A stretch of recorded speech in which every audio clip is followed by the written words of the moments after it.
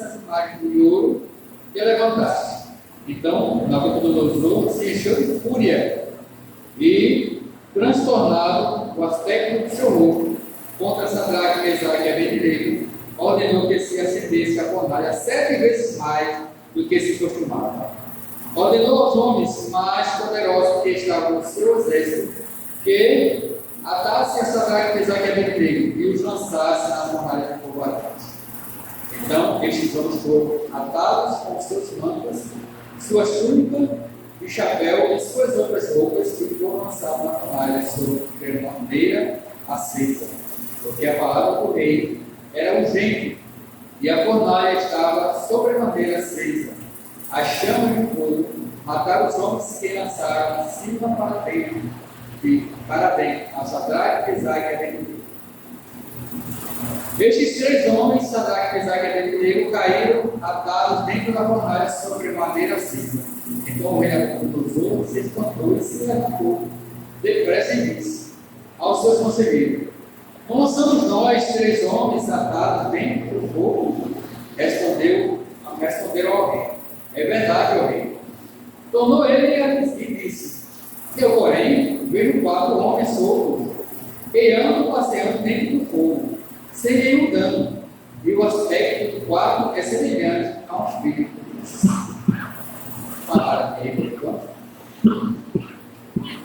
Imagine, irmãos, 3 jovens no meio de uma multidão, e tinha um rei poderosíssimo na época. O rei Nabucodonosor era como se fosse um presidente da Rússia, um presidente dos Estados Unidos, que praticamente os Estados Unidos comanda todo mundo praticamente hoje, e concorre com ele somente só a Rússia.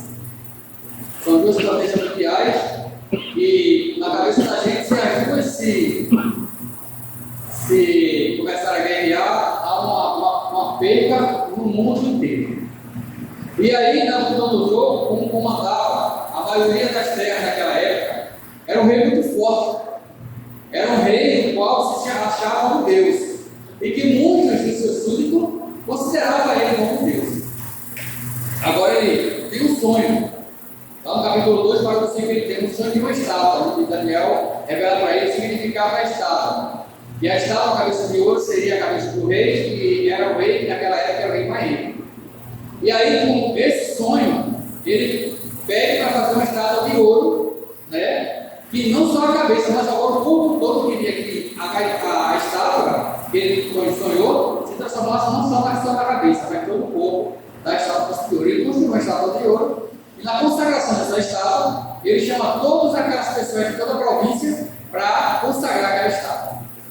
E naquela multidão de gente, tem 3 jovens que não se dobram o joelho perto daquela estátua, mas tem uma multidão que acusa aqueles 3 jovens por não ter se curvado diante daquela estátua. Mas o que é que eles respondem para o rei Nabucodonosor? Quando o rei Nabucodonosor chama eles e pergunta: é verdade que vocês não se dobraram perto da estátua do rei? E ele responde: sim, rei, é verdade. Ele disse: vou mandar jogar vocês dentro da fornalha. Ele disse: ó rei, se o senhor me jogar na fornalha, se o nosso Deus, olha que ele não tinha certeza que Deus ia salvar ele, mas ele disse assim: se o nosso Deus quiser nos tirar e nos salvar, ele nos salvará. Mas se ele mesmo assim ele não quiser nos salvar, nós não vamos também dobrar o nosso joelho perante a sua estátua. Imagine com isso como ficou o rei. A Bíblia fala que ele ficou furioso, ficou bravo, de tal maneira que ele mandou acender a fornalha 7 vezes mais. De tal maneira que as pessoas que colocaram aqueles 3 jovens da fornalha foram fulminados, foram queimados, eles nem sequer entraram na fornalha. Só em colocar os 3 jovens da fornalha já foram fulminados. E aí agora quando o rei olha para a fornalha, não vê mais 3, mas sim 4. E o quarto, a 4ª pessoa que ele vê, ele fala que era parecido com um Deus. O terceiro parece ser filho de Deus. Nabucodonosor teve várias oportunidades para se converter, e essa oportunidade foi uma delas. Daniel revelava o sonho para ele, e ele pegava o sonho que Daniel revelava para ele e transformava numa coisa de bem para ele. E ele chegou a um ponto que se achava Deus. Quando Daniel revelou o sonho da estátua para ele, estava no capítulo 2, ele se achava Deus. Quando ele era a cabeça, e a cabeça, você sabendo que a cabeça é que comanda todo o corpo, ele se achava Deus. E aí a história fala que os 3 jovens, né, estavam ali dentro da fornalha, mas não foram queimados. Continuando a história, lá no capítulo, no versículo 27. No capítulo 27, não, no capítulo 28, no versículo 28, desculpa, capítulo 3, versículo 28. Diz assim: falou Nabucodonosor e disse: bendito seja o Deus de Sadraque, Mesaque e Abednego, que enviou o seu anjo e livrou os seus servos que confiaram nele, pois não quiseram cumprir a palavra do rei, preferindo entregar o seu povo e servirem ou adorarem a qualquer outro Deus, senão ao seu Deus. Portanto, faça um decreto. Aqui, Nabucodonosor já faz um decreto. Pessoal, o decreto que ele faz.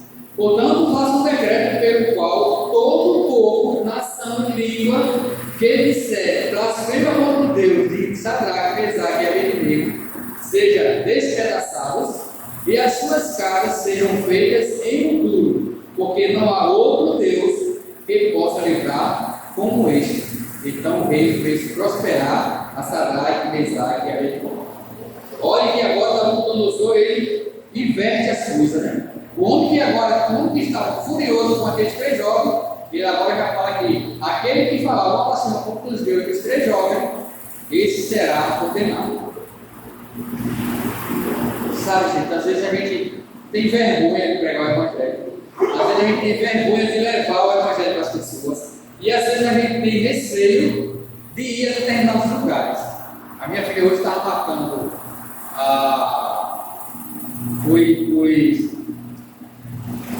os convites, remarcando os convites do grupo que ela canta, do coral jovem de Guaxum. E teve uma senhora que era assim, o líder do grupo, falou para ela assim: sabe, cara, fala para as pessoas, veja aí os locais que nós vamos à noite e os locais que nós vamos pelo sábado pela manhã.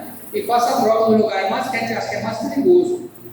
E aí ela falou para uma senhora, em uma determinada igreja, que ela ia trocar, que ela para o sábado, ia trocar para o domingo. E aí ela falou assim: a gente vai trocar, não é por nada, não é porque tem alguns bairros que é mais perigoso, porque você tem que ir longe, tem muitas pessoas que tem que pegar ônibus, e a gente acha que é mais perigoso. Então, para evitar esse tipo de coisa, a gente vai trocar. E a senhora não gostou muito. Mas eu pergunto para vocês: quando a gente vai levar a palavra de Deus, a gente deve ter medo?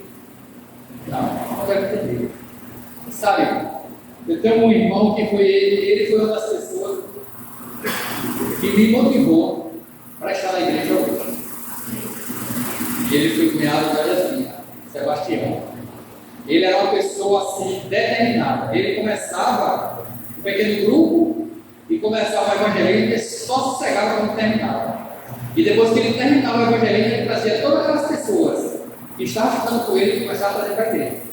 E ficavam essas pessoas, quando se batizaram, ficavam assistindo durante um ano. E ele dizia bem assim: Elson, a gente tem que encaminhar as pessoas durante um ano, porque elas estão caminhando, elas na verdade elas estão galinhando para ficar na igreja.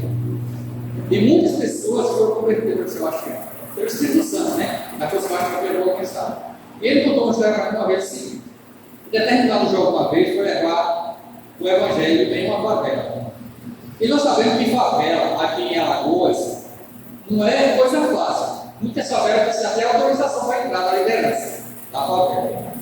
E ele disse que esse jovem ia todos os dias levar a mensagem. Ele orava e levava a mensagem. Ele orava e levava a mensagem. E ele nunca teve problema. Certo dia, esse jovem entrou em pecado.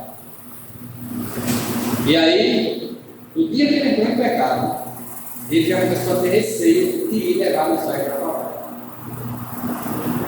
Mesmo ele orando, ele não tinha mais coragem de ir para a favela porque ele estava em pecado. E aí ele começou a ter receio. Por quê? Porque ele sabia que Deus o perdoaria, mas ele não tinha certeza se esse perdão também estava no livramento de Deus. E certo dia esse jovem entrou na favela e encontrou 3 pessoas de bicicleta. E olharam e disseram assim: lá vem ele ali, agora pega